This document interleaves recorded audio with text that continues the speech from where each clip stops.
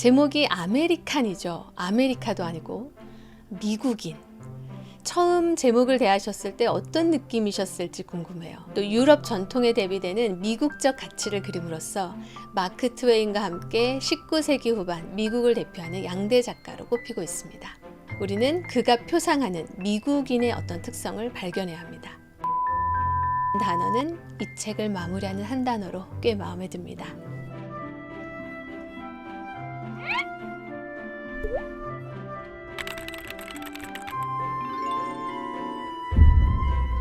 안녕하세요. 책 읽는 미안입니다.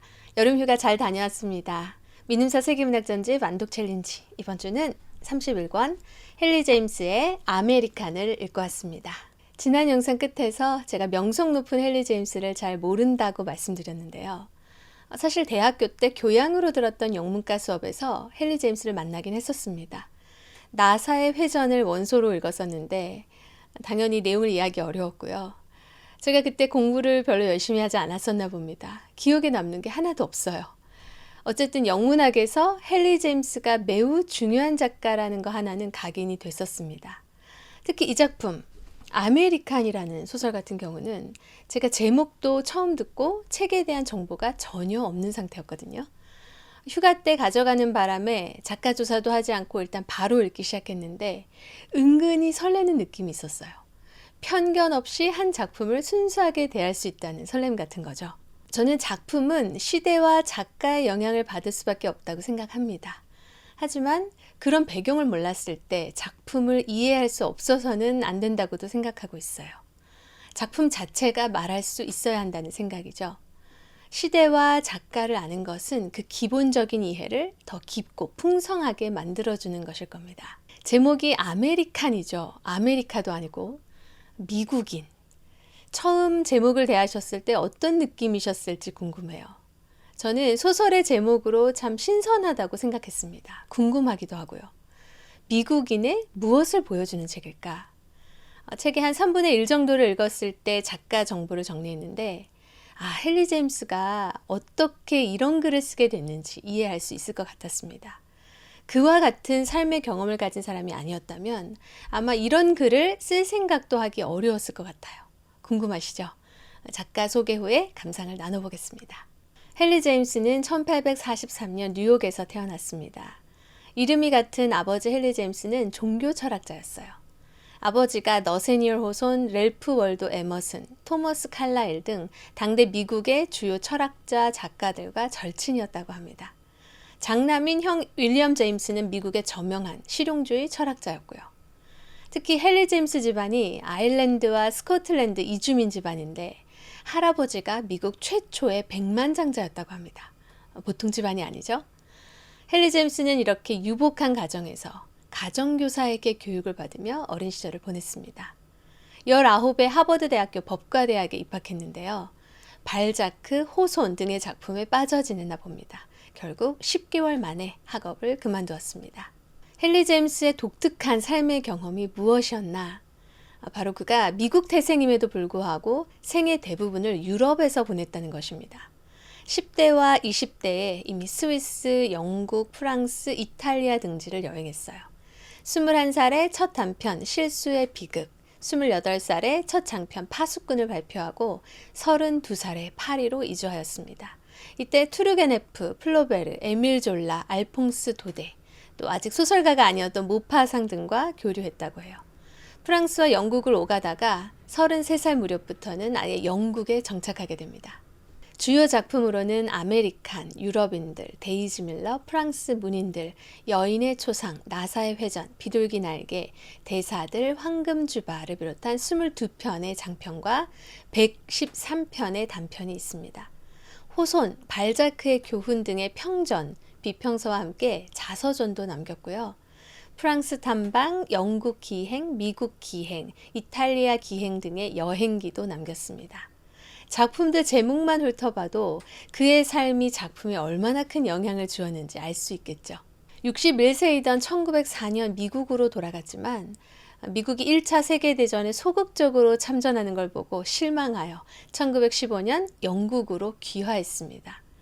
1911년에는 하버드 대학교에서, 1912년에는 옥스퍼드 대학교에서 명예학위를 받고 1916년 영국 국왕으로부터 명예훈장을 받았습니다. 73세이던 1916년에 뇌출혈을 일으켜 런던에서 사망하였습니다. 헨리 제임스는 줄거리보다 등장인물의 정신활동에 초점을 맞춘 심리소설을 쓴 것으로 유명합니다. 일부 비평가들로부터는 좋은 평을 받지 못했지만 20세기 모더니즘 소설의 초석을 마련하고 의식의 흐름운동을 이끌었다는 평을 받고 있어요.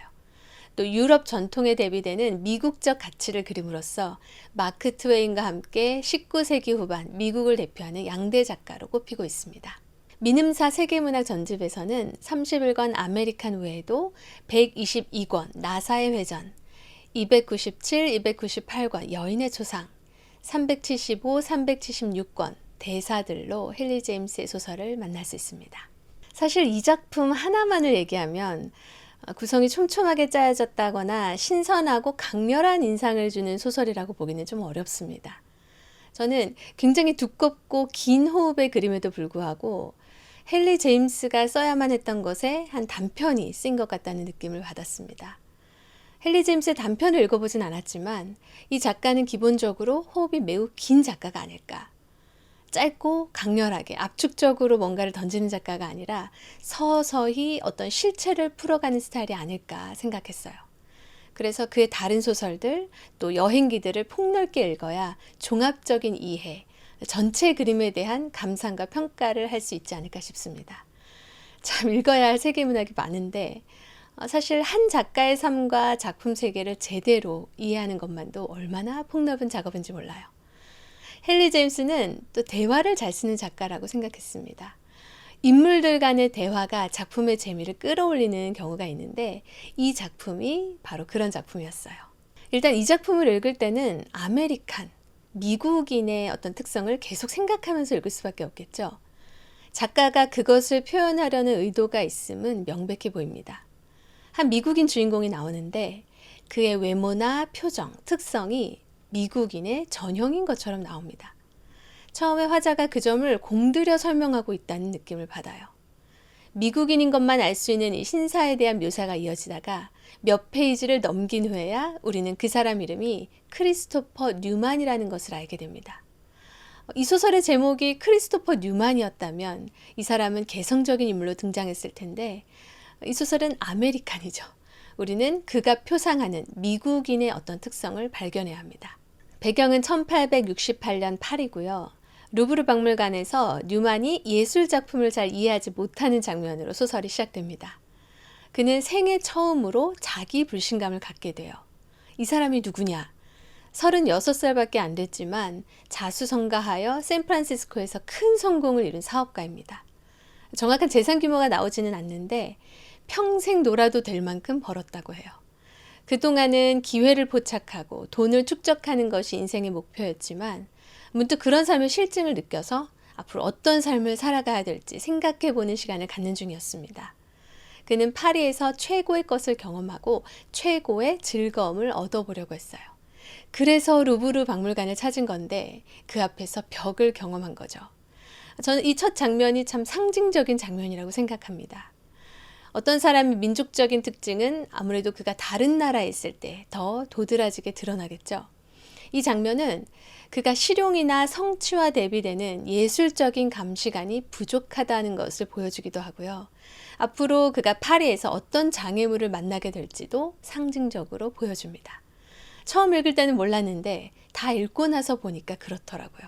자신의 성취에 만족하는 뉴만은 그 성공의 정점을 찍고 싶어 합니다. 이상적인 아내를 얻고 싶어 하는 거예요. 그러다 한 여성을 소개받는데 파리 최상위 계층의 딸인 겁니다. 미국과 달리 유럽에는 귀족 문화가 있었잖아요. 클레어라는 이 여성은 싱트레 부인이라고 불립니다. 어린 나이에 나이 많은 싱트레 백작과 결혼했다가 2년 만에 사별하고 미망인인 상태였죠. 이 과거가 큰 결함일 것 같은데 전혀 그렇지 않습니다. 그녀는 키도 크고 아름답고 귀족 사회에서 최고의 찬사를 받는 여성이었어요. 뉴만도 싱트레 부인을 아내로 맡고 싶어 합니다. 문제는 역사와 전통을 자랑하는 도도한 벨가르 가문이 장사치로 여긴 그를 가족으로 받아줄 것인가 하는 것이었습니다. 진취적으로 성공을 이루어 뉴만이 이번에도 장애를 극복하고 결혼에 성공할 수 있을 것인가? 그게 이 소설의 주요 플롯이라고 할 수 있습니다. 분량에 비하면 등장하는 인물들이나 플롯이 꽤 단순한 편이에요. 이 소설은 소설의 구성 요소 중에 인물이 중심이어서 인물 간의 관계나 심리 변화가 많은 비중을 차지하기 때문에 그렇습니다. 결말은 과연 어떻게 흘러갈까요? 우리는 여기서 뉴만이란 인물의 특징에 좀 더 집중해 봐야 합니다. 작가가 무엇보다 그 점에 공을 들이고 있기 때문이죠. 먼저 뉴만의 장점부터 살펴볼까요? 그는 확실히 민주적인 태도를 가진 사람입니다. 다른 사람을 편견 없이 대우하고 자신 역시 부당한 기준으로 평가받아선 안 된다고 생각해요. 전통이나 관습, 원칙, 외부 압력을 거부하고 진취적으로 과감하게 도전하고 실행하는 사람입니다. 그는 유능한 데다 부지런하기도 해요. 누구든 목표와 의지를 가지고 노력하면 원하는 바를 이룰 수 있다는 낙관적인 태도도 두드러집니다. 자신감이 넘치죠. 네, 그는 경험주의자이기 때문에 막연한 두려움에 주춤하지 않아요. 변화하고 문제를 해결하는 데 기대로 가득 차 있습니다. 딱히 겸손하지도 않지만 거만하지도 않아요. 그런데 이런 특성들은 그가 개성적으로 또 의지적으로 취한 특성이라기보다는 미국인인 그가 자연스럽게 얻게 된 특성들이라는 것입니다. 그래서 그는 자신을 의식하지 않으면서도 당당하고 느긋하고 유연해 보이죠. 하지만 그에게 장점만 있었던 것은 아닙니다. 그의 취약한 특성들은 그가 파리의 계급사회라는 전혀 다른 환경에서 문제에 봉착하는 과정을 통해 드러납니다. 일단 이 단점들도 그 개인의 독특한 결함이라기보다는 미국인으로서 갖게 된 특성 때문에 생긴 취약점이라고 봐야 할 것입니다. 뉴만이 파리를 떠나 유럽을 여행할 때 뵙콕이라는 사람을 만나거든요. 그는 뉴만을 무절제한 쾌락주의자라고 생각합니다. 앞만을 바라보고 지난 일을 성찰하지 않기 때문에 개인적인 자질이 너무 느슨하다는 말을 해요. 뉴만은 특권을 당연시하고 다소 무책임하며 무감각해 보이기도 합니다. 뭔가를 도덕적으로 평가하는 습관도 갖고 있지 않아요. 어찌 보면 깊이가 없고 좀 단순하다고 할 수 있겠죠. 모든 것에 있어서 성취를 중요시하기도 합니다. 싱트레 부인에 대한 그의 흠모와 사랑이 없었다고는 생각하지 않아요. 하지만 결혼 역시 승리의 한 척도로 보고 시장에서 가장 좋은 상품을 아내로 맡고 싶어 했다는 것도 사실입니다. 이 소설은 뉴만의 시선으로 많은 것을 보게 하지만 기본적으로 모든 인물들을 위에서 볼 수 있는 전지적 작가 시점입니다. 그래서 아메리칸이 상황을 어떻게 보는지 그의 생각이 노출된과 동시에 외부에서 화자에 의해 아메리칸이 평가되는 부분도 많은 것이에요. 작가가 이 소설을 통해 보여주려고 했던 것은 무엇이었을까요? 그는 무엇을 말하고 싶었을까요?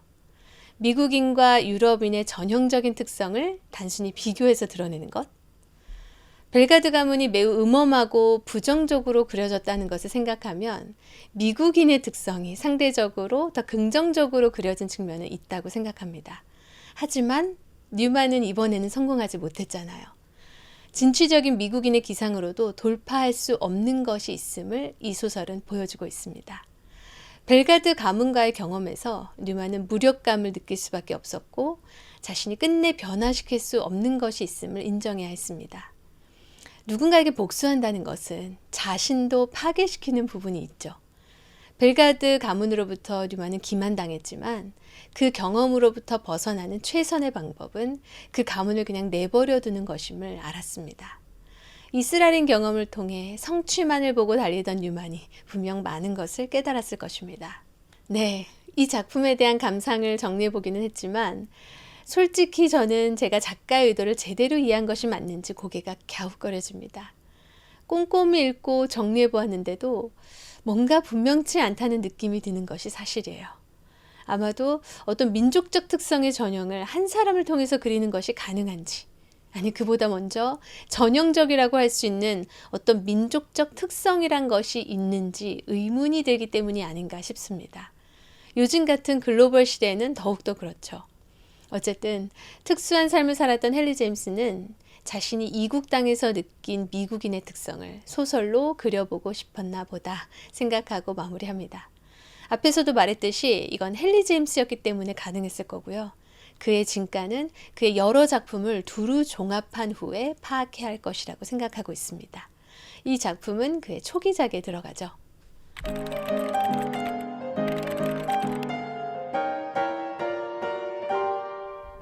이 소설에 나온 핵심적인 남녀 주인공, 뉴만과 싱틀의 부인인데요. 저는 사실 그 두 사람에게는 감정이입하기가 쉽지 않았습니다. 제가 미국인도 아니고 부유한 사업가도 아니며 남성도 아니니까 뉴만은 그렇다 쳐도요. 싱틀의 부인에게는 왜 감정이입이 안 됐을까? 너무 완전무결하게 나오거든요. 가족과 친구들뿐만 아니라 파리 사교계 전체가 찬미하는 여성이에요. 외모, 인품 모두 훌륭한 이상적인 여인입니다. 뉴만과 싱틀의 부인은 그래서 좀 덜 입체적이고 덜 매력적으로 느껴지더라고요. 제가 호감을 느꼈던 사람은 싱틀의 부인의 둘째 오빠 발렌틴이었습니다. 비록 이 사람도 가문의 억압에서 자유로울 수 없었지만 변화의 가능성이 있었고 호기심과 모험 정신이 있었던 사람이죠. 솔직하고 이중적이지 않은 모습도 참 좋았습니다. 무엇보다 그는 예리한 관찰력과 예술적 감시관을 가진 사람이었어요. 이 소설에서 미국인 뉴만의 본질을 가장 정확하게 꿰뚫어 본 사람은 발렌틴이었다고 생각합니다. 그럼 여러 특징 중에서도 그가 파악한 뉴만의 핵심적 특징, 다시 말해 미국인의 핵심적 특징은 무엇이었을까요? 이 책을 마무리한 한 단어에서 같이 생각해 볼까요?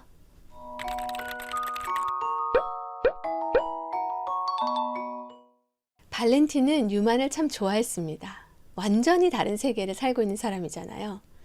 발렌틴은 뉴만이 자신이 부러워한 최초의 사람이라고 했습니다. 자신이 마땅히 가졌어야 될 어떤 점을 구비하고 있기 때문이라고요. 바로 그게 뭐냐는 거죠.